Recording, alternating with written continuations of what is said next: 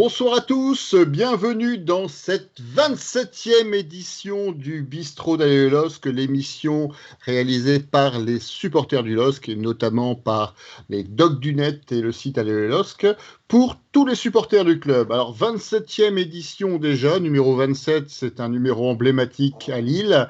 On dédiera cette émission à notre ami Fernando, qui ne nous regarde pas en direct, on le sait ce soir, mais qui nous regardera certainement en replay. Fernando, on t'embrasse. Alors au sommaire ce soir, on parlera d'abord du dernier match du LOSC, donc Monaco-LOSC, des Lillois qui obtiennent un point qui finalement a été bonifié. En deuxième partie, nous reviendrons sur la Coupe de France, donc le match de demain, les enjeux du choc contre le PSG. Et enfin, nous reviendrons en championnat pour terminer l'émission. Et nous verrons le prochain match du prochain week-end, les Dogs qui partent à la chasse des crocodiles.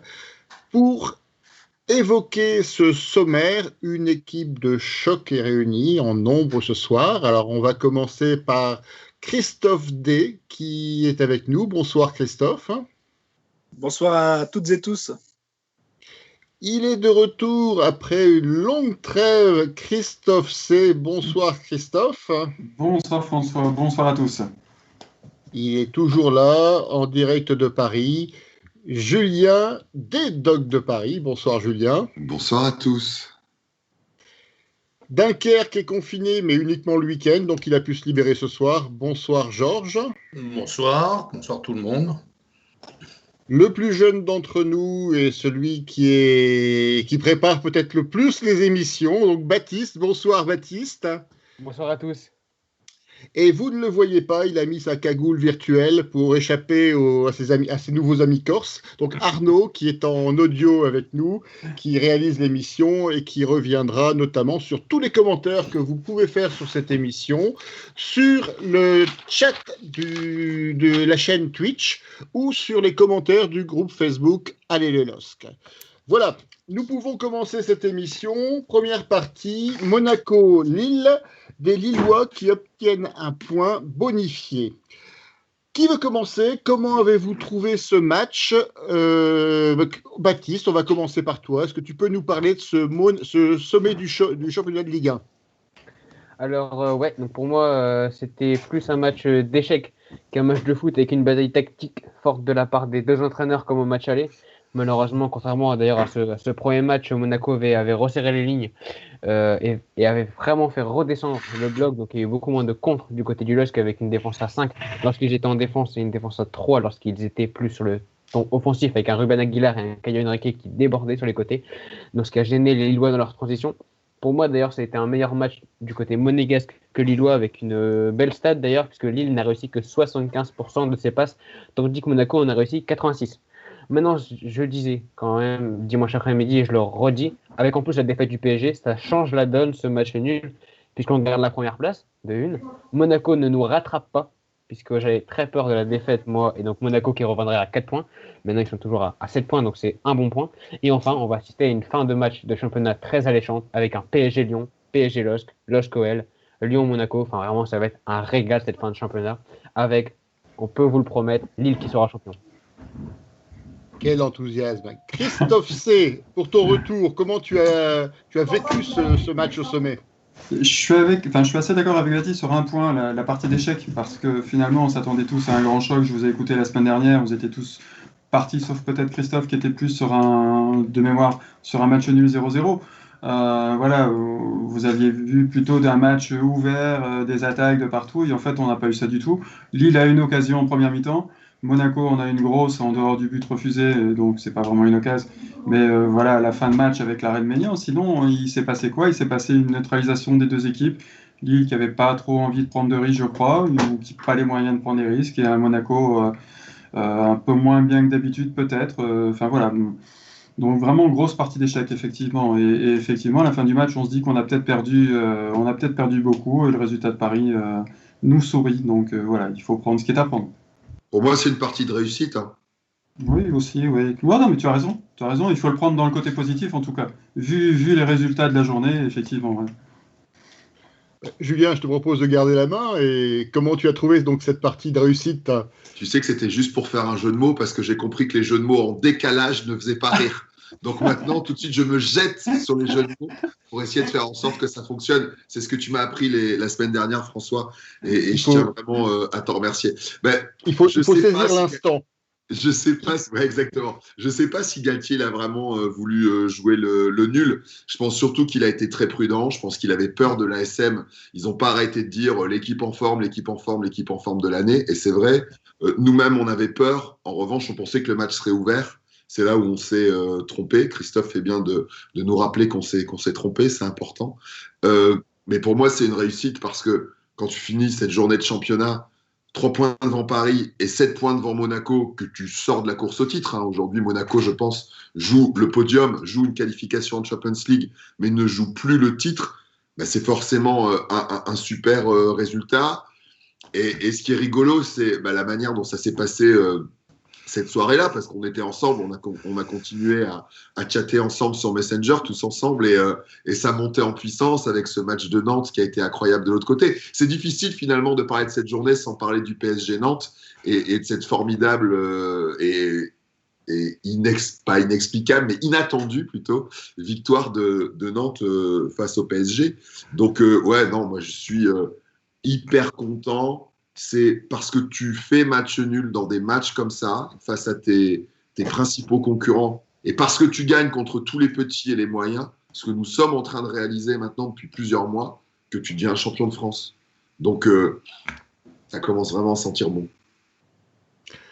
Christophe D, est-ce que tu avais peur de l'ASM? Tu craignais la fessée? J'avais peur de cette SM, de l'ASM, pardon. Oui, non.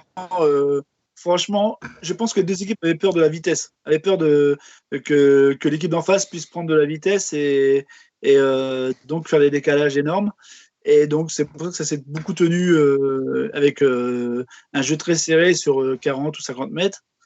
En première mi-temps, on a quand même vu Weah, que j'aime beaucoup quand même. J'aurais bien aimé le voir à Brassens, même sur ce match-là, parce que c'est les deux seules occasions qu'on a dans ce match. C'est lui qui les amène.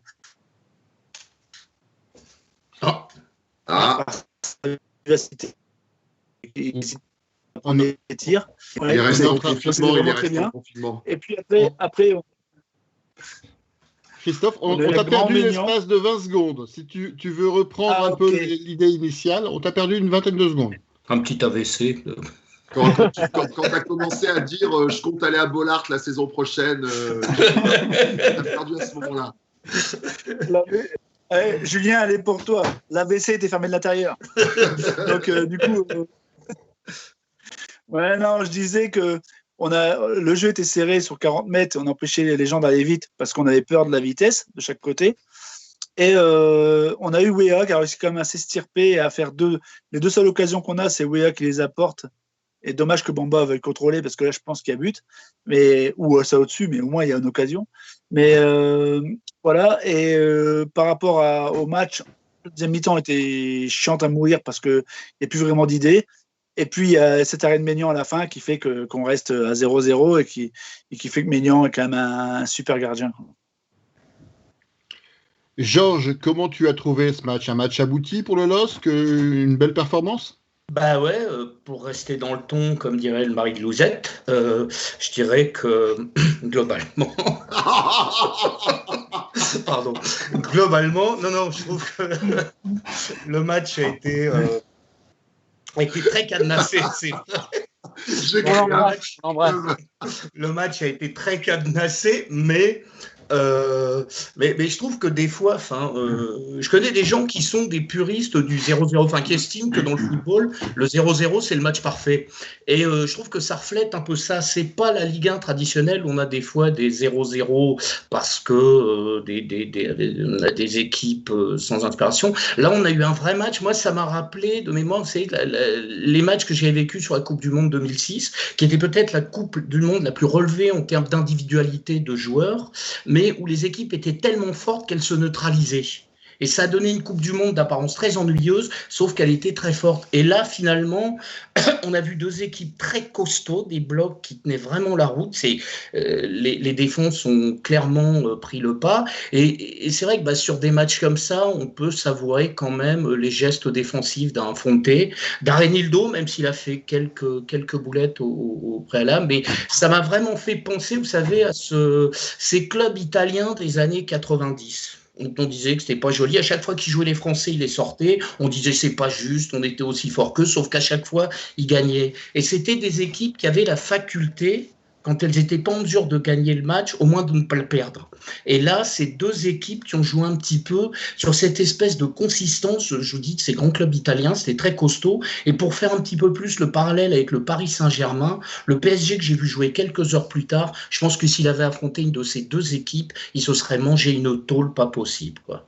Voilà, c'est un peu. Donc, moi, finalement, c'est vrai que c'est pas emballant sur le côté feu d'artifice, mais la partie d'échecs, je le rejoins parce que c'était vraiment ça, quoi, un combat tactique où les deux équipes se sont neutralisées complètement.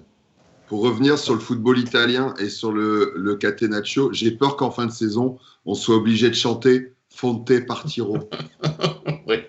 Ça va? Elle est bien celle-là? Elle est dans le rythme, François, ou pas? Dis-moi si c'est bon. C'est bon. Pas de remarque particulière pour l'instant, on valide. Moyenne. Pour le coup, j'avais oublié de dire, ça a vraiment été deux défenses qui n'étaient pas des défenses à Patrick. Hein. Alors, l'avis de Georges est intéressant et il est un peu différent de ce qu'on pouvait lire sur les réseaux sociaux ou dans les commentaires d'après-match, où on voyait beaucoup de soupe à la grimace, de gens qui regrettaient l'inefficacité offensive du LOSC, entre guillemets bien sûr, qui regrettaient finalement un jeu relativement triste, entre guillemets, je le répète, et qui pleuraient déjà parce qu'ils étaient persuadés que le LOSC allait perdre sa place de leader, le PSG devant ne faire qu'une seule bouchée des Canaries nantais. Alors, je voulais avoir votre avis finalement donc sur la qualité de l'équipe lilloise pour ce match. Je voulais savoir si visiblement vous ne partagiez pas ce que j'appelle la culture de l'instant, en fait, ces réactions qu'on a après des matchs vraiment en regardant par le petit bout de la lorgnette. Donc voir ce que vous pensez effectivement de la qualité du jeu lillois contre Monaco et quels sont les joueurs en fait que vous retiendrez dans ce match qui sont ressortis finalement du match de Lille. Qui veut commencer? Christophe C, on va commencer par toi. Allez. Moi j'ai bien aimé le milieu de terrain qui a été costaud, avec peut-être Sanchez un niveau en dessous par rapport à d'habitude. Enfin, par rapport à sa dernière prestation, je pense qu'il était à peu près dans le même niveau, mais je ne l'ai pas trouvé extraordinaire. Beaucoup de fautes techniques, manque de justesse. Après, leur milieu de terrain a également été très très compétitif également. Quand on parlait tout à l'heure qu'ils jouaient sur 30-40 mètres, c'était tout à fait ça, mais on a eu un vrai duel à ce niveau-là, chose qu'on n'a pas forcément l'habitude de voir et qu'on ne verra peut-être pas forcément tout le temps non plus, notamment sur les prochains matchs. On n'aura pas forcément un combat comme ça au milieu de terrain. J'ai aimé ça justement, ce combat un peu Coupe d'Europe à l'ancienne, comme on disait tout à l'heure. Ça, j'ai apprécié. Après, il y a quelques joueurs qui, en ressortir un ou deux, ce serait un petit peu dur, mais Selic qui n'est pas forcément revenu encore à un bon niveau, ou en tout cas celui avant sa blessure. Donc, et voilà, et Sanchez, c'est les deux que je voudrais mettre un petit peu en dessous sur ce match-là. Après, forcément, Maignan, le numéro 1, pardon. Maignan Maxi, quoi, voilà. L'équipe de France, voilà, il est là, le niveau, tout simplement. Baptiste, tu rajoutais quelque chose sur cette sélection et sur la qualité du jeu lillois? Non, après au niveau des tops et des flops aussi, il y avait Golovin du côté de Monaco, je trouve qu'il a fait un plutôt beau match. Après du côté du LOSC, moi j'aimerais aussi souligner surtout la paire Botman-Fonte, vraiment qui a fait un super match pour moi. Et si aujourd'hui il y a 0, je pense que c'est honnêtement grâce à eux, puisqu'ils ont vraiment réussi à contenir ces monégasques, notamment avec Ben Yedder, Voland et Golovin qui ont fait très très très très mal à la défense, mais Fonte et Botman ont réussi à les canaliser. Il y a aussi Reinildo qui a réussi à bien défendre, surtout sur Golovin du côté droit. Donc là-dessus, on peut leur dire merci parce que c'est un point de gagner grâce à eux. On loue la qualité de la défense lilloise. Un des effets conjugués du résultat de Paris et du résultat de Lille à Monaco, c'est que Lille est devenue la première défense française avec 17 buts, et voire même une des premières défenses au niveau des principaux championnats européens. La première. Merci de ta validation, Baptiste. Pas de problème. Julien, comment tu as trouvé cette équipe lilloise, cette prestation, et quelles sont les individualités que tu ressors, que ce soit à Lille ou à Monaco? D'abord, pour répondre à ta première question, qui était cette culture de l'instant, de critiquer le jeu lillois qui serait en perdition, etc., parce qu'on a montré moins de choses, je vais être clair, j'en ai rien à foutre. Enfin, les twittos, ils pensent ce qu'ils veulent, j'en ai rien à battre. Moi, je vois qu'on est en train d'avoir un parcours de champion. On n'ira peut-être pas au bout, mais faire nul contre les plus grosses équipes, c'est ce qu'on a fait contre Paris. C'est ce qu'on a fait contre Marseille, gagner contre tous les petits clubs et tous les clubs moyens, c'est comme ça que tu deviens champion. Donc ils pensent ce qu'ils veulent. J'en ai déjà parlé dans une des émissions. On a tous fait du foot plus ou moins longtemps. Je sais pas vous, mais moi, ce dont je me rappelais, c'était les victoires.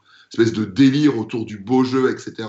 En tout cas, quand on supporte une équipe, moi je trouve ça bien joli. Mais moi, je veux gagner, j'ai envie d'aller au bout, et c'est la seule vérité qui compte. Et Georges, je trouve, a bien fait de rappeler que, ouais, on avait la haine, on critiquait les Italiens, mais putain, qu'est-ce que c'était fort, quoi. On avait qu'à les battre si on n'était pas d'accord. Hein. Tu sais, à un moment, ça ressemble au Somme belge, quoi. Ah ouais, on jouait trop bien les Belges. Bah ouais, les mecs, mais fallait nous battre. Hein. Vous êtes gentils, mais ça se gagne. Ça, c'est la première chose. Je m'en fous. Deuxième chose, Mike Maignan, je veux vraiment lui rendre hommage ici. 16e clean sheet. Ce mec, il a 25 ans.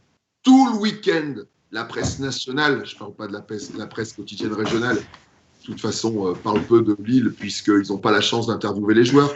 La presse nationale parle de Mike Maignan comme gardien de l'équipe de France. Et ça crève les yeux. Est-ce qu'il est au-dessus de Mandanda? Il n'y a aucun doute. Est-ce qu'il est en train d'atteindre le niveau de Lloris? En niveau de football, j'en suis convaincu. Après, Lloris, il est capitaine, il est fédérateur, il a l'historique, etc. Donc, je pense qu'il est encore là pour un moment. Mais Mike, il a que 25 ans. L'histoire, elle est magnifique. Il est né à Cayenne. Il est arrivé en France à 8 ans, à Villiers-le-Bel, dans une cité du Val d'Oise. À 14 ans, il était déjà au PSG. Donc, ce mec, en plus, il était en avance à tous les moments. Il a toujours été en avance. Il continue d'être en avance parce qu'avoir ce niveau-là et faire ce sauvetage qu'il fait à la 92e, c'est juste incroyable. Donc voilà, je voulais rendre hommage à Maignan. Et après, c'est pareil que les autres. Donc c'est évidemment Fonté. Botman, un petit peu moins.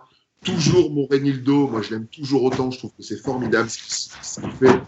Et évidemment, un gros clin d'œil à Moncral qui est rentré qu'un quart d'heure. Mais lui, au moins, contrairement à Youssouf, il a couru.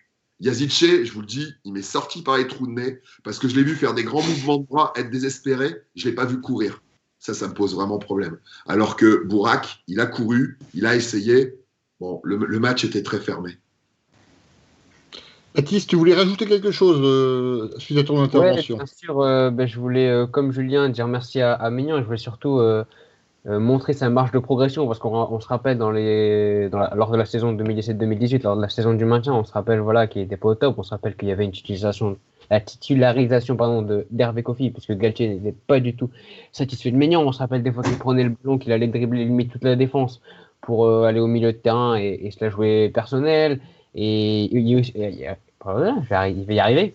Il a aussi réussi à calmer ses nerfs. On se rappelle aussi de l'action contre Strasbourg lors de la deuxième journée où il prend le ballon, il est dégagé un Strasbourgeois et il y a un rouge. Donc franchement, pour moi, il a une super marge de progression. Et comme Julien l'a dit, c'est le futur de l'équipe de France. Et franchement, alors certes, Lloris aujourd'hui a de l'expérience, c'est pour ça qu'il est encore en équipe de France. Mais après la Coupe du Monde de 2024 au Qatar, pour moi, c'est sûr que Maignan prendra sa place. Et pour moi, il n'y a aucun gardien français actuellement qui est au-dessus de Maignan. Il n'y en a aucun actuellement. Et ça peut être anecdotique, mais pour les défenseurs qui jouent avec lui, qui lui mettent le ballon sur le pied gauche ou sur le pied droit, n'a aucune forme de différence. Il joue aussi bien du gauche que du droit. À force de travail, il est devenu complètement ambidextre. Et ça, c'est une sacrée qualité chez un gardien de but. La même chose qu'Hector Tapia. Christophe D, est-ce que tu veux rajouter sur ce sujet? Oui, parce qu'il marquait de la tête du gauche et du droit, Hector Tapia. Christophe D, tu veux rajouter quelque chose sur cette impression qu'a donné le LOSC et quels sont les joueurs que tu retiendrais? D'abord, je voudrais corriger un petit truc de Baptiste. La Coupe du Monde qu'on va pas regarder, c'est 2022 au Qatar.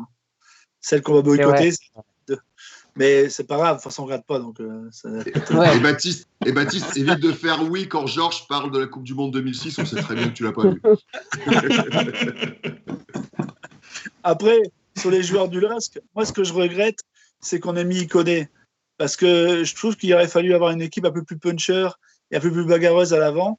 Et j'aurais bien vu Wea avançante, Arojo sur un côté et Bamba de l'autre. Et je pense que c'était plus adapté à une équipe qui se bat, qui va chercher les moindres espaces pour avoir. Parce que le problème d'Iconé, c'est que voilà, il fait le beau à chaque fois et quand il n'y a pas trop de place, ben ça sert à rien, quoi. Enfin, c'est gênant.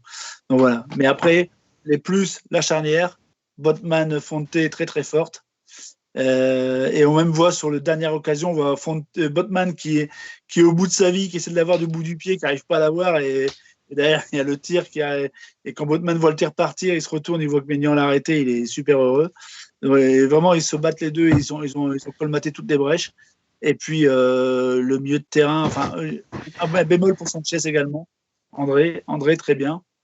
Et après voilà, le reste de l'équipe, il n'y a pas grand chose à dire, mais en lumière, c'est la charnière, enfin l'axe Maignan, le centraux et André. Georges, pour finir ce tour de table. Clairement, je pense que dans un match comme ça, on a des joueurs qui défensivement sont brillants. Devant, c'est plus compliqué. Donc, Maignan, je voudrais revenir un petit peu dessus parce que pour moi, vraiment, c'est le fils spirituel de Neuer, quoi. C'est le premier, après le prototype, c'est le premier d'une nouvelle génération de gardiens de but qui sont des gardiens un petit peu libéraux. En effet, on parle de la relance sur les deux pieds, des relances souvent d'une grande propreté, des arrêts réflexes. Alors, très important aussi, la marque du grand gardien de but, c'est pas de réagir quand il est sollicité 20 fois dans le match. Il a une seule occasion en général, c'est là que se fait la différence. Enfin, la différence avec les très grands, c'est qu'il fait un arrêt exceptionnel au bout d'un match où finalement il a été très peu sollicité parce qu'en effet, devant lui, il y a eu 2 centraux qui ont été absolument énormes. Mention spéciale encore à José Fonte, qui est d'une classe absolument incroyable. Et puis moi le petit Renildo là, ça fait 2 matchs. Pourtant il a fait une petite boulette en cours de match. D'ailleurs, je pense qu'il amène le but refusé, son fameux dégagement au centre. Mais sorti de ça, il fait un match époustouflant. Donc, on va allègrement oublier cette petite boulette pour tout ce qu'il a pu faire. Et puis, parce que cette défense-là ne peut pas fonctionner si on rend le ballon systématiquement. Il fallait aussi des relayeurs. Et là, il y a eu un Benjamin André qui a été particulièrement brillant, je trouve. Alors, devant, il connaît, ça n'a pas été ça, parce que c'est vrai que ça touche trop de ballons. Malheureusement, Arojo qui est rentré n'a pas bonifié non plus. Je crois que ça a été un peu compliqué pour tout le monde devant. Il n'y a personne.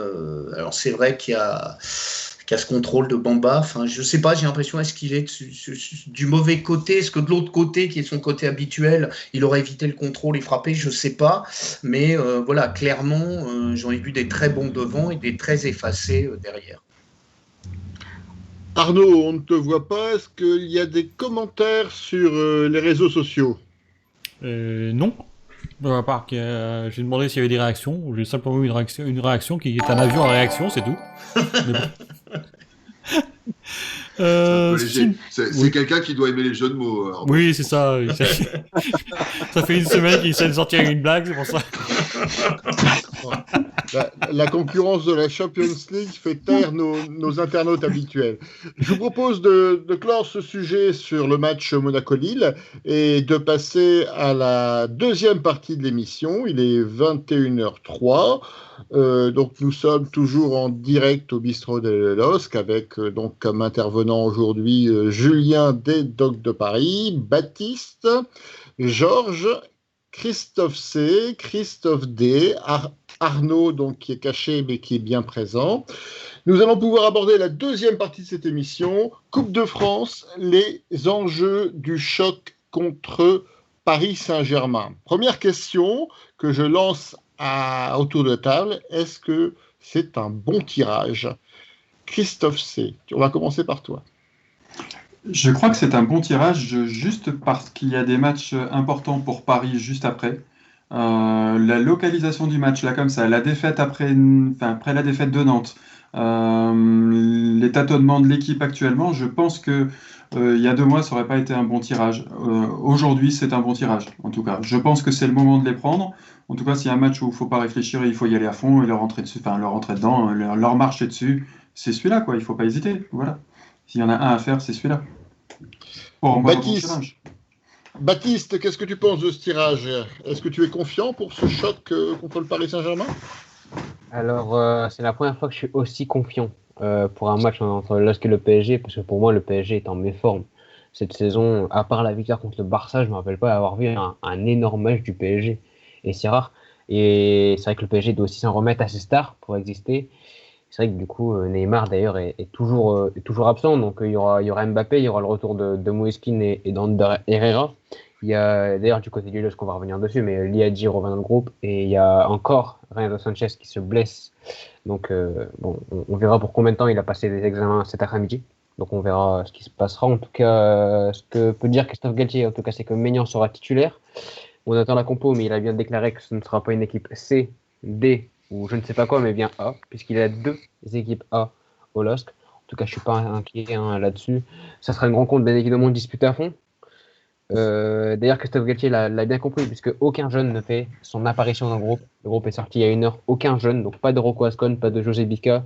L'équipe, comme on a pu le groupe est reconduit entre guillemets du match ce week-end face à Monaco, pardon.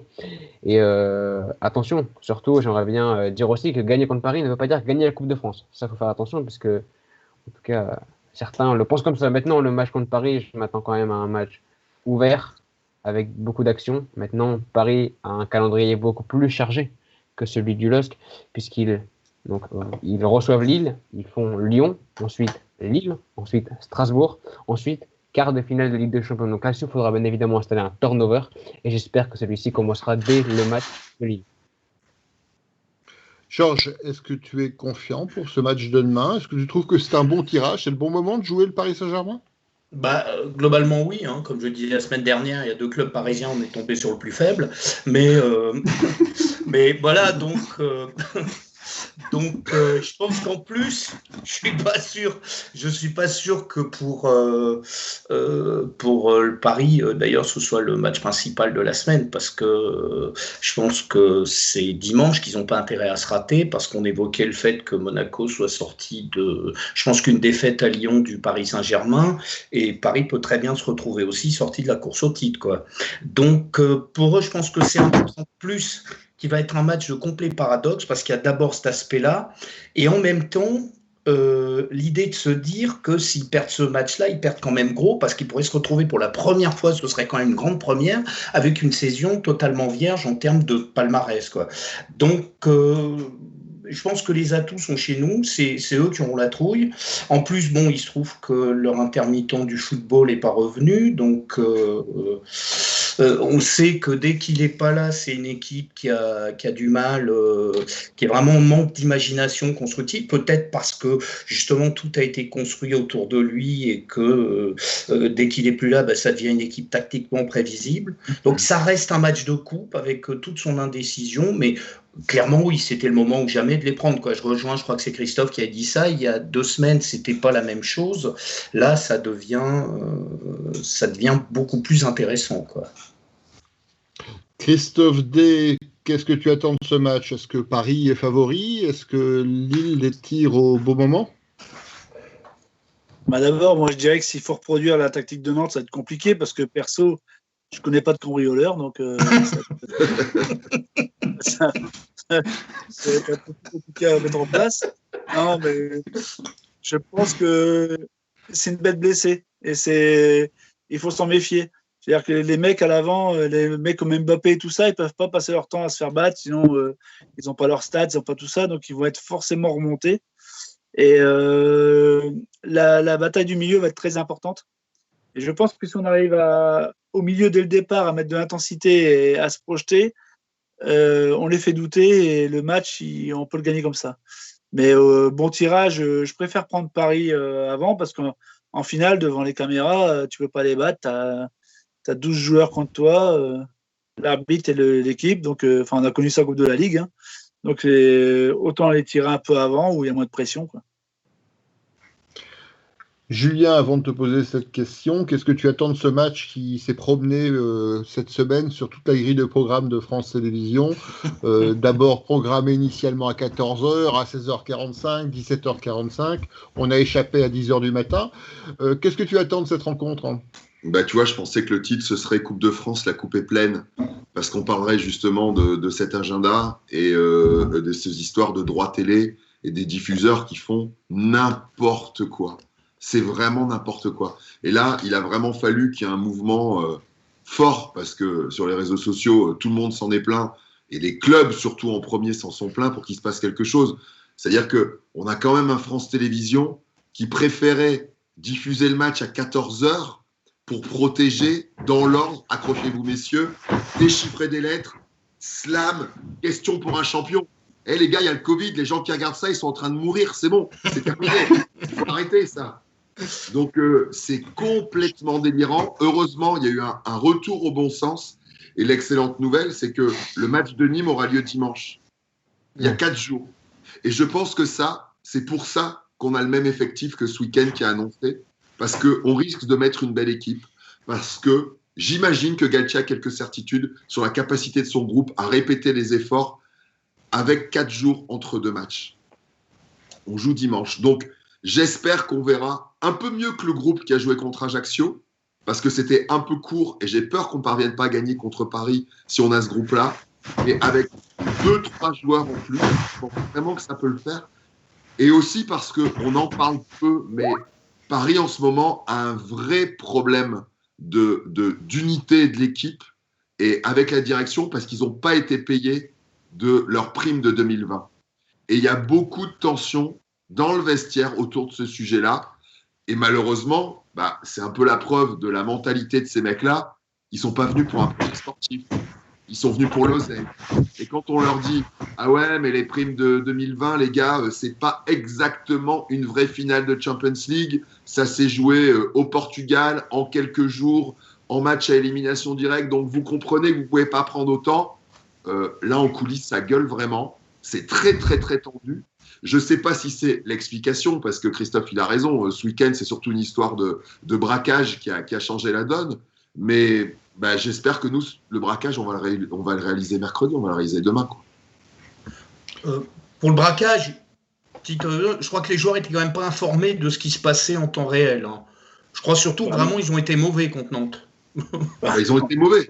Voilà, je pense que ça va au-delà. Parce qu'il me semble que contre Lorient, ils ne s'étaient pas fait braquer non plus, et pourtant. C'est vrai. C'est pas tout. Hein. C'est vrai que l'incident du braquage a eu un effet, c'est de faire sortir Di Maria de l'équipe, mais normalement, les joueurs n'étaient pas informés, parce que s'ils avaient eu l'info à la mi-temps, Di Maria ne serait pas rentré. Donc ça veut dire que l'info est vraiment arrivée à ce moment-là du match, et a priori n'a pas eu d'impact, en tout cas visible, sur la qualité du jeu parisien. Ils se sont sabordés tout seuls. Arnaud, tu veux rajouter quelque chose ? Est-ce qu'il y a des informations, des questions sur les réseaux sociaux ? Non, à part Rico qui dit que espérons qu'on aura un arbitrage du même niveau que contre Monaco. Et c'est vrai que on a beau dire, mais Frappard, c'est une excellente arbitre. Hein. C'est la seule femme arbitre. Et moi, je n'ai jamais vu de mauvais match venant de cet arbitre. Et tant mieux. Ça prouve que les femmes ont aussi leur place au niveau de l'arbitrage dans les matchs masculins. Moi, c'est très très bien ça. Elle peut sortir de la cuisine. Et sinon, Rico qui dit aussi que Ernotte, qui est la responsable des sports de France Télévisions, n'aime pas le sport, elle a d'autres priorités. Mais c'est vrai que pourquoi acheter des droits télé pour la Coupe de France si elle n'aime pas le sport ? Mais bon, c'est l'argent public. C'est une très bonne question. Alors après, ils n'ont pas voulu déprogrammer question sur un champion, parce que peut-être qu'ils craignaient que le PSG en prenne 4 à la suite face au LOSC. Oui, peut-être aussi, oui. Baptiste, tu voulais rajouter quelque chose ? Ouais, concernant l'arbitrage, donc l'arbitre a été désigné. Il n'y aura pas de VAR d'ailleurs. Pour rappeler, il n'y a pas de VAR, donc pas d'arbitrage à la VAR. Donc là-dessus, mais l'arbitre sera Willy Delageau, donc il a arbitré le match qu'on se rappelle tous 4-0, victoire 4-0 du LOSC face à Lorient. Il y avait aussi la victoire 2-0 face à Nantes et la victoire 1-0 à Dijon. Donc entre guillemets sur les matchs dont on se souvient, on se rappelle d'avoir eu un bon arbitrage. Donc Willy Delageau devrait normalement bien arbitrer cette rencontre. Delageau, par contre, il n'a pas bien opéré Johnny, je pense. C'est vrai, mais il y a prescription, je pense. Ouais, bah, alors, ouais, là, depuis.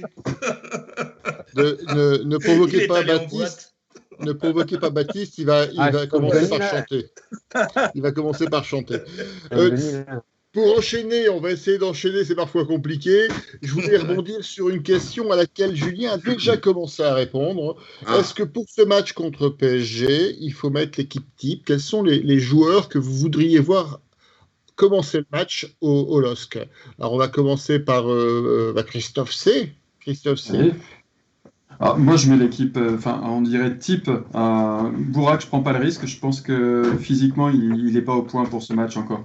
Je pense que le jeu parisien, la tactique parisienne, comme on les voit les derniers matchs, je verrais vraiment de la vitesse sur les côtés. Voilà, vraiment des gars qui sont au point physiquement. Je pense qu'on aura besoin de ça. Il y a un gros milieu de terrain physique.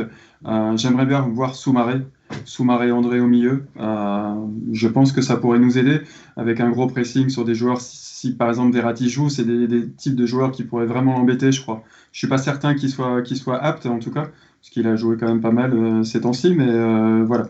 Je voudrais quand même un milieu de terrain assez présent et physiquement présent, un peu comme ce qu'on a vu avec Nantes ou Monaco. Hein. On a eu affaire à des équipes qui avaient des gros milieux de terrain. Voilà, physiquement présent, et je pense que ça peut les embêter. À chaque fois que Paris a été malmené physiquement, ça s'est pas bien passé pour eux. En dehors du match du Barça mercredi, qui est un cas à part, je crois, mais sur la saison, quand on regarde, c'est ce qui les embête le plus. Julien, tu avais commencé à répondre à cette question. Comment tu vois l'équipe lilloise au début de la rencontre, en sachant qu'il y a une échéance en championnat quelques jours après? Moi, je pense un peu l'inverse de Christophe. Moi, je pense qu'il faut faire jouer Bourak pour qu'il retrouve du rythme. Et parce qu'il y a de grandes chances que sur ce match-là, Bradaric joue. J'espère toujours qu'il revienne un peu mieux et qu'il puisse donner de bons ballons à Bourak, qui pour le coup est le plus réaliste de nos attaquants et n'a pas besoin de 12 occasions pour marquer des buts, quoi. Donc, ouais, moi j'espère vraiment que Bourak va jouer. Je pense malgré tout que ça va tourner. Je pense qu'on verra quand même un pied qui va jouer. Je pense qu'on verra certainement Cheka, défenseur central. Je pense que ça va ressembler globalement à ce qu'on a vu à Ajaccio avec la possibilité de faire rentrer beaucoup de monde, tu vois, en deuxième mi-temps, à la 60e, si ça vient à pas super bien tourner. Mais je pense que ça va tourner un peu. On pouvait se poser la question il y a 15 jours, 3 semaines, est-ce qu'il faut jouer le titre? Là, je l'ai dit tout à l'heure, hein, pour moi, il n'y a plus de doute. Il faut aller au bout. On n'aura pas 10 fois la chance d'avoir un PSG aussi faible sur une saison. Monaco, c'est bon. Ils sont mis plus loin. Donc, ouais, vraiment, je ne pensais pas dire ça, mais moi, je suis prêt à dire que le gros match, c'est Nîmes et qu'il faut faire tourner un peu demain, quoi. Georges, je te vois dodeliner toujours de la tête. Hein, tu dodelines beaucoup en ce moment. Absolument. Quel est ton avis? Est-ce que tu es pour une équipe type, faire tourner? Comment tu vois ce match? Qui tu voudrais voir sur la feuille de match initiale? Je rejoins Julien sur le fait que le match important de la semaine, c'est Nîmes, parce qu'il y a moyen de faire une opération comptable fabuleuse. Enfin, il y a un scénario qui commence à être très émergent. Donc, mais je pense que c'est pas pour autant qu'il est nécessité à négliger le match. Je veux dire, faire tourner, c'est pas forcément renoncer. Je veux dire, l'équipe qui a été à San Siro, c'était une équipe qui était un peu remaniée. Alors, certes, on était dans un contexte où les joueurs, surtout devant, allaient beaucoup mieux, mais on peut très bien imaginer demain, enfin tous les scénarios sont possibles. Je dirais que la seule note pour moi où je verrais justement l'intérêt, on parlait de Bradaric. Moi, Bradaric, je verrais plutôt contre Nîmes, dans un match où il y a moins à craindre derrière, mais où on risque d'avoir un joueur qui puisse amener de l'apport offensif, et garder Renildo demain, par contre, parce que Bradaric en défense contre le PSG, j'avoue que sur son côté, c'est un truc qui peut m'inquiéter un petit peu. Je crois qu'on peut clairement jouer sur les deux tableaux, parce que je ne sais pas quelle équipe aura Paris, mais je pense que oui, demain, sans parler d'une équipe à prime, au moins avoir une équipe avec quelques joueurs à laisser souffler dans la perspective de dimanche. Alors Christophe Galtier a jamais parlé d'équipe A' ou d'équipe B. Pour lui, il a 2 équipes A. Voilà. Alors, Christophe, tu es pour, par exemple, tu es pour quelle équipe? Tu voudrais faire rentrer Bourak pour Paris, ou tu préfères le garder peut-être pour Nîmes, où on aura un bloc plus bas et il pourra peut-être plus être utile? Moi, je serais pour continuer à faire tourner comme on a fait à notre période Coupe d'Europe, quoi. 4-5 joueurs dans l'équipe, pas plus. Et alors, on peut parler de Fonté. Si Fonté, c'est le chef. Hein. Si lui, il dit j'ai besoin de souffler, on met Tcheka, sinon il joue. Je pense que c'est vraiment le gars, il sait se gérer, il n'y a pas de problème. Et ensuite, j'en ferai un par ligne au moins, voire plus. C'est-à-dire que je mettrai Pied. Je pense que Pied, il faut qu'il joue un peu. Il faut Soumaré au milieu de terrain, comme disait Christophe. Ça me paraît une très bonne idée parce qu'en plus, il n'a pas trop joué ces derniers temps et le peu qu'il est rentré, il était bien, quoi. Et puis Araujo. Et devant, je ne sais pas trop ce qu'il faut faire devant, quoi. Est-ce qu'on fait souffler David et on fait tourner 5 joueurs, c'est-à-dire qu'on fait souffler David et Iconé et on met les 2 Turcs? Je ne sais pas. Ça, là devant, il y a un truc que Galtier doit avoir à l'entraînement. Et bon, on fera tourner 4-5 joueurs. Yilmaz, je ne sais pas trop s'il faut le faire jouer ou bien pas. Il revient d'Amolé. Il faut y aller doucement, quoi. Donc, c'est pareil, Yilmaz, il est assez grand pour dire je le sens au départ ou on vient pas, quoi. C'est à lui de choisir aussi avec Galtier, quoi. Donc, oui, 4-5 joueurs qui tournent, garder un milieu de terrain avec beaucoup d'impact. Et puis, Paris, leur défense, elle est forte en centrale. De l'autre côté, c'est pas génial. Il y a moyen quand même de passer. Baptiste, en conférence de presse, Galtier avait l'air de laisser entendre qu'il voulait donner du temps de jeu à Bourak. Comment tu vois, toi, cette équipe au démarrage de la rencontre? Tout d'abord, c'est pour dire que Christophe Galtier a dit qu'il devrait environ le faire jouer 45 minutes, donc c'est-à-dire une mi-temps. Alors, le faire débuter et le sortir à la mi-temps, le faire entrer vers la 50e, jusqu'à la fin du match, tout dépendra, je pense, de la philosophie du match. Maintenant, pour moi, je fais clairement de la Coupe de France un objectif.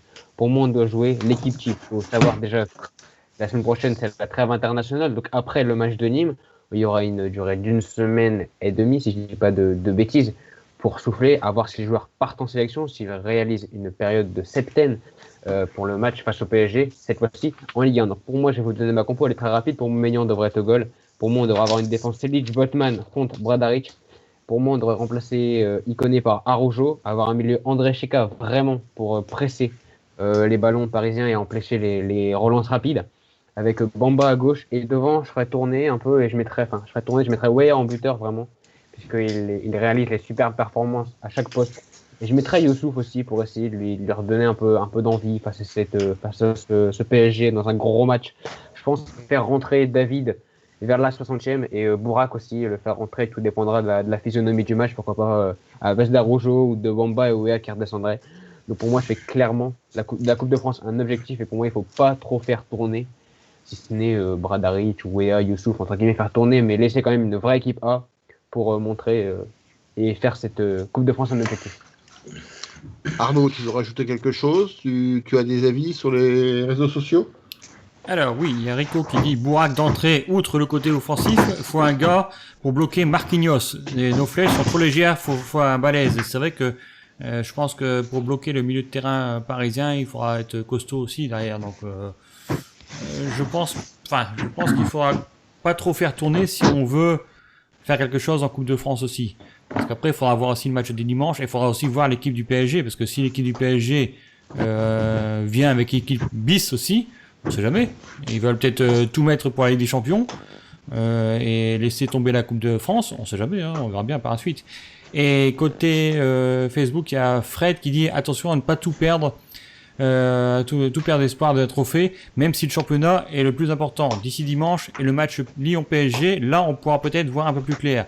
C'est vrai que je pense que le match de PSG de demain et les matchs qui auront lieu le week-end prochain, ça va être je pense que ça va être peut-être le tournant du championnat aussi.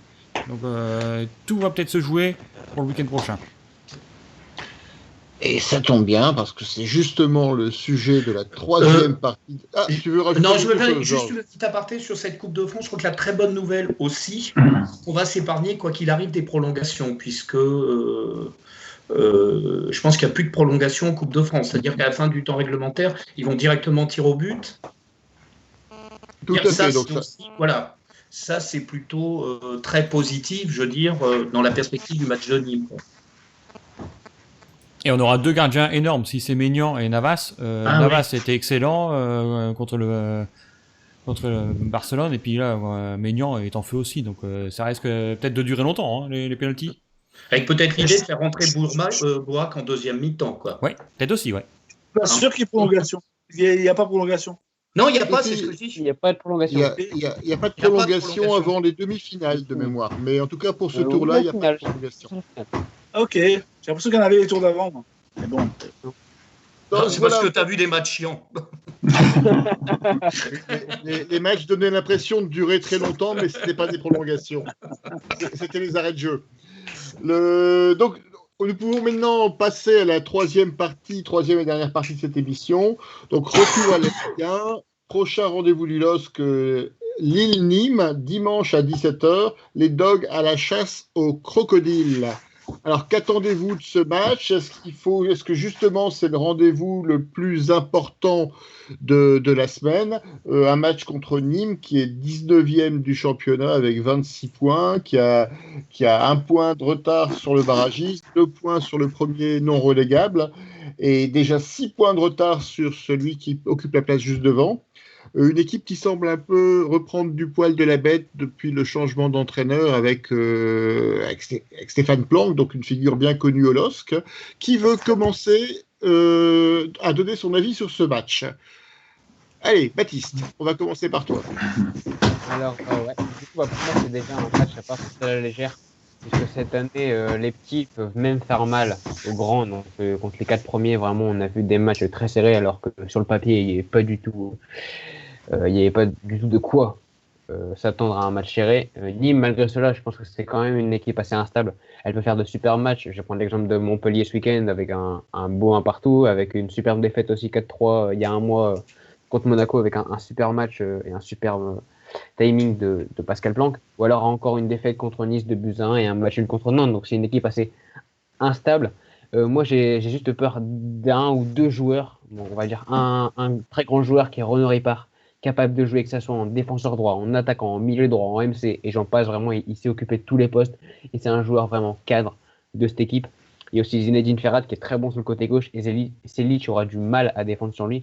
Maintenant, pour moi, il faut déjà gagner, puisqu'il faut prendre de l'avance sur le match PSG-Lyon qui se jouera à 21h, donc vraiment essayer de prendre des points. On ne sait jamais si le Paris gagne, on pourrait enlever Lyon de la course au titre. Si jamais il y a même un match nul ou une victoire de Lyon, on pourrait quand même espérer une cartouche ou deux au cas où. Et pourquoi pas donc là-dessus. Et je pense quand même que le LOSC arrivera à s'imposer. Je ne dis pas sur des scores fleuves comme on a pu le voir face à Lorient, mais je dirais une petite victoire. Bon, je donnerai mon prono après, mais je pense qu'on gagnera quand même avec 2 buts d'écart. Georges, ton avis sur ce match ? Un match piège, un match important, un match crucial par rapport justement au calendrier des autres équipes ?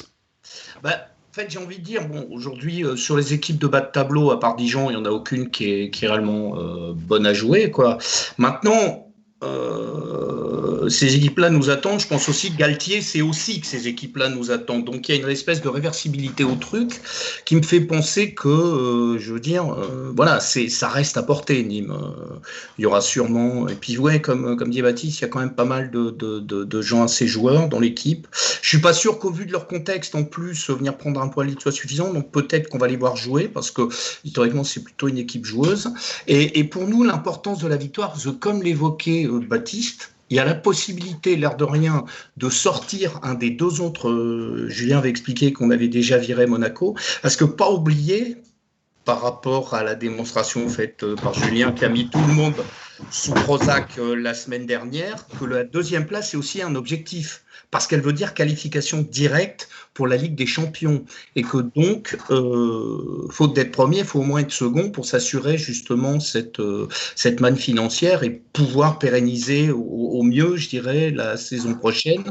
Mais non, je pense qu'on peut réellement voir, enfin c'est ce que j'ai expliqué, le scénario rêvé, on bat Nîmes et Lyon-Paris font match nul, on les met tous à 5 points.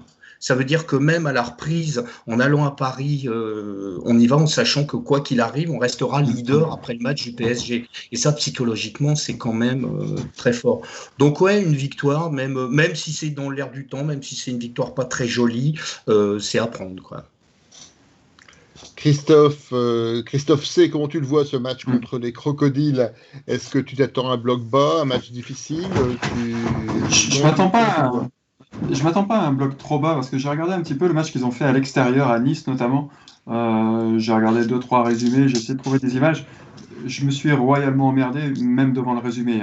Ils ont joué en 4-1-4-1. Ça couvre pas derrière.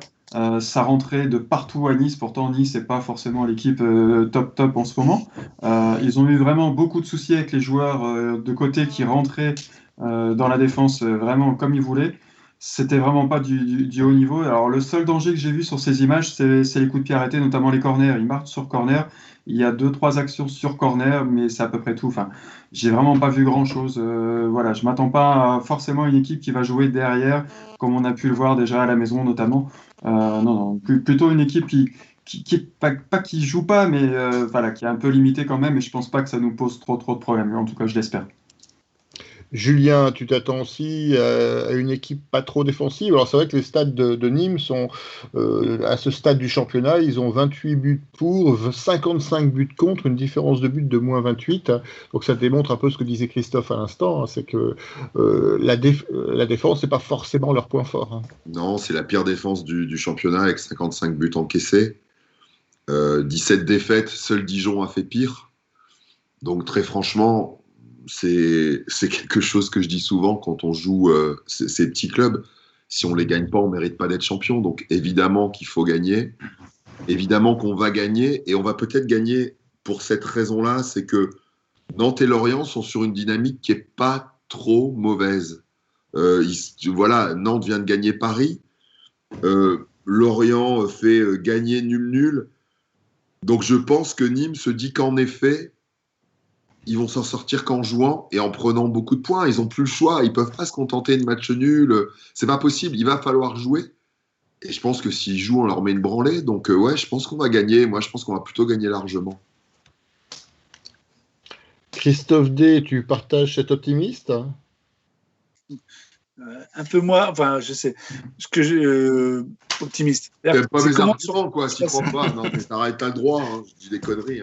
Hein. Non, mais des matchs comme ça, il faut se les rendre faciles. C'est un peu le match, c'est contre Dijon, non, pas contre Dijon, contre Brest, où on domine 25 minutes, on n'arrive pas à marquer, et derrière, c'est le match, c'est déjà compliqué. Ben, Brest, c'est meilleur que Nîmes. Mais l'efficacité, il faut qu'elle soit là, quoi. Il faut que ce soit rende facile, qu'on marque dans les 20 premières minutes. Et après, derrière, ça va dérouler. Mais il ne faut pas se compliquer la vie. Les gens, c'est une équipe qui est rageuse, hein, qui croit, qui se bat. Mais bon, normalement, si on joue correctement ce match-là et que nos atouts offensifs sont efficaces, et là, ça pourrait être le grand retour de Yilmaz, ça pourrait être très, très bien. Voilà, le match, il va, s'il est rendu facile, ça va dérouler. Ils sont limités, mais ils sont solidaires. Hein. C'est des mecs, tu l'as dit, hein, Christophe, qui se serrent les coudes. Moi, j'aime bien leur état d'esprit. Le match à l'aller, il a été difficile. On peut quand même voir un signe, puisque Bourak, c'est le dernier but qu'il a marqué avant sa blessure. C'était à Nîmes. Et il sortait d'une série où il marquait à chaque rencontre. Donc, en effet, moi, comme Christophe, hein, j'espère que là, Bourak jouera et que, comme un signe, il a marqué son dernier but face à Nîmes et il va marquer à nouveau face à Nîmes pour son grand retour. Oui, méfiance quand même, parce que Nîmes, même si les statistiques actuelles sont pas mirobolantes, hein, ils sont quand même sur une série d'un nul, défaite, nul, victoire, victoire. Alors certes, contre des équipes qui sont plutôt dans la deuxième partie du classement, hein, ils ont battu Bordeaux, ils ont battu Dijon à l'extérieur, ils ont fait match nul contre Nantes et contre Montpellier, et ils ont perdu donc à Nice. Mais ça reste quand même une équipe qui est, comme le disait Julien, très accrocheuse et qui peut nous poser des problèmes si on n'arrive pas à trouver l'ouverture assez rapidement.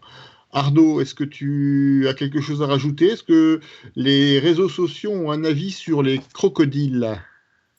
Alors pour moi, c'est vrai que c'est un match important parce que comme disait, vous l'avez tous dit quasiment, on peut mettre tout le monde d'accord. Si on gagne ce match-là et que le PSG et Lyon se neutralisent, on les met quand même à 5 points chacun. Déjà d'une part. Si on gagne, toujours pareil, si on gagne et que l'un des deux, que le deuxième ou le troisième, enfin que le PSG ou Lyon gagne, on en met un aussi de côté.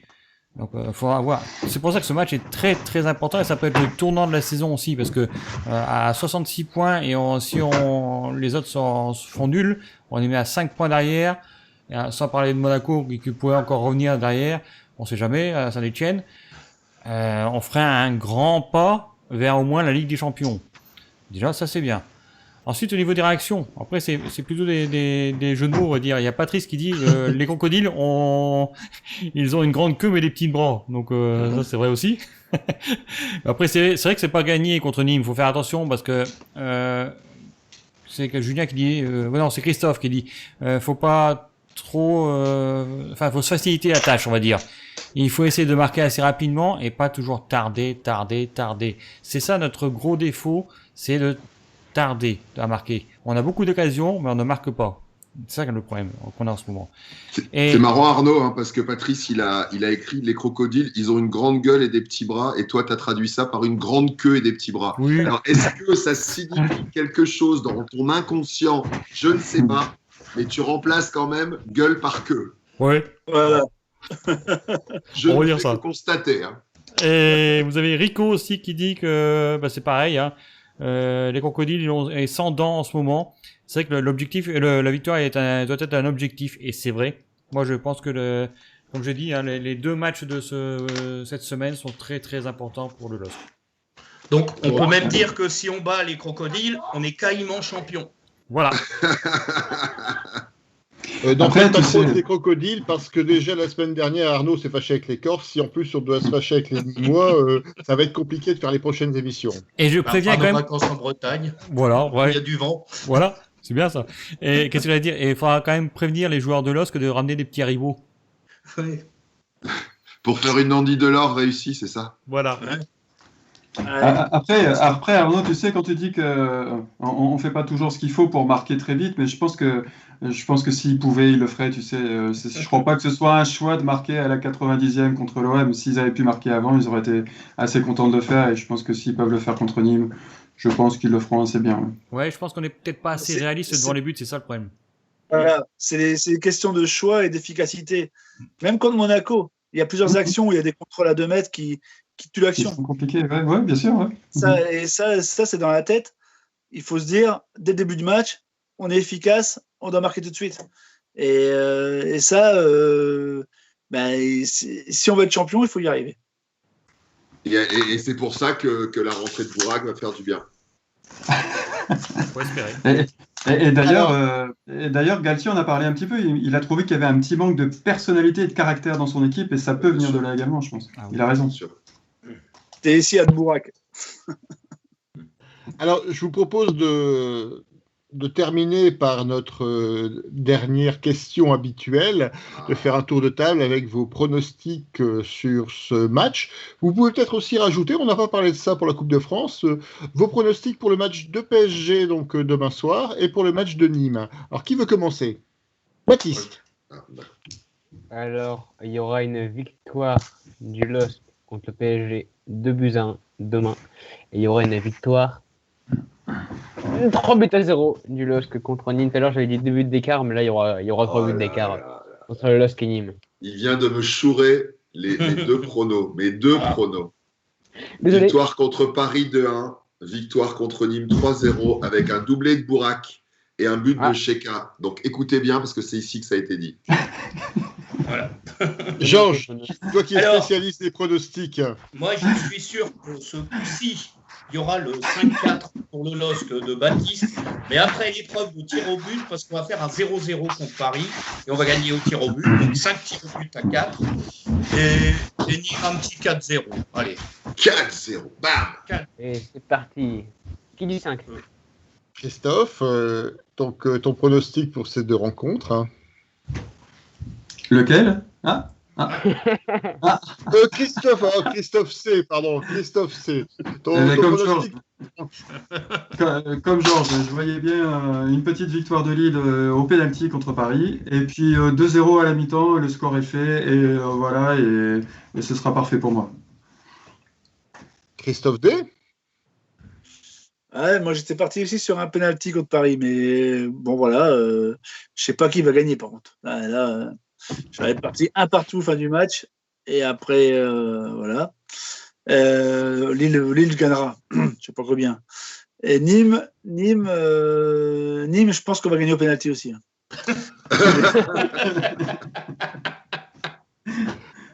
Non, Arnaud. Nîmes 2-0, c'est bien. Arnaud, est-ce que tu as un pronostic ? Est-ce qu'il y a des pronostics sur les réseaux sociaux ? Alors, sur Facebook, on a Fred qui dit 1-0 pour le match de la Coupe de France, donc but de buteur Yazice, et 3-1 contre Nîmes. Et Rico sur Twitch dit 0-2 pour le LOSC en Coupe de France, et Nîmes... non, 0-2 pour le... 0-1 pardon, contre le PSG, et 0-2 contre Nîmes. Et pour moi, bah, ce sera 2... Comment ? On perd 2-0, donc ça veut dire. Victoire de Nîmes. Non, vu que c'est Nîmes, c'est Nîmes. Ah oui, c'est vrai. C'est ça. C'est Donc, Nîmes, on ouais, perd voilà. contre Paris, on perd contre Nîmes. D'accord. Voilà. Il y a des journalistes qui se déguisent en followers sur Twitch. Comment ça se passe ? Peut-être ça, ouais. Et sinon, Non, les il pronostics. faut donner la parole à tout le monde, hein. Ah oui. Après, sinon. Il y a un journaliste de France Bleu qui est à la retraite. Peut-être que c'est lui qui fait les pronos sur Twitch. Il y a même un journaliste de France Bleu Corse qui annonce que Soumaré et Iconé sont des Corses. Mais bon. Enfin, sont des Parisiens plutôt. Pas d'autres pronostics sur les réseaux ? Alors non, et pour moi, ça sera 2 valises contre le PSG et 3-0 pour Lille contre Nîmes. Écoutez, on verra donc cette semaine, une semaine qui s'annonce passionnante avec ces deux rendez-vous essentiels pour la fin de saison. Petite Donc, remarque, parce que c'est passé un petit peu vite, mais c'est important ce que vient de dire Arnaud. On a quand même Soumaré, Iconé qui sont pris en équipe de France Espoir, et c'est sympa de le rappeler. Oui, tout à fait. Puis en espoir, d'ailleurs, il y a également Botman pour les Pays-Bas, il y a également Diallo, je crois, pour le Portugal. Et Bradaric pour la Croatie. Donc le LOSC sera extrêmement bien représenté pendant cette trêve internationale, mais on aura aussi l'occasion d'en parler peut-être la semaine prochaine dans cette prochaine émission. Donc voilà, je voulais vous remercier donc pour cette 27e édition du Bistrot d'Allez le LOSC. Donc merci à tous les intervenants, merci à Christophe C, merci à Christophe merci à vous. D. Merci à Julien, merci à Georges, merci à Baptiste, merci Arnaud pour cette émission, merci à tous les internautes qui ont réagi sur les réseaux sociaux, sur la chaîne Twitch ou sur le groupe Facebook Allez le LOSC. N'hésitez pas à liker l'émission, partager, regarder les résumés, répandre la bonne parole du bistrot d'Allez le LOSC. Donc nous serons là la semaine prochaine malgré la trêve internationale. Bon match pour demain, bon courage et allez le LOSC. À très bientôt et bonne soirée. Il faut pas lâcher. Bonne soirée tout le monde. Ouais.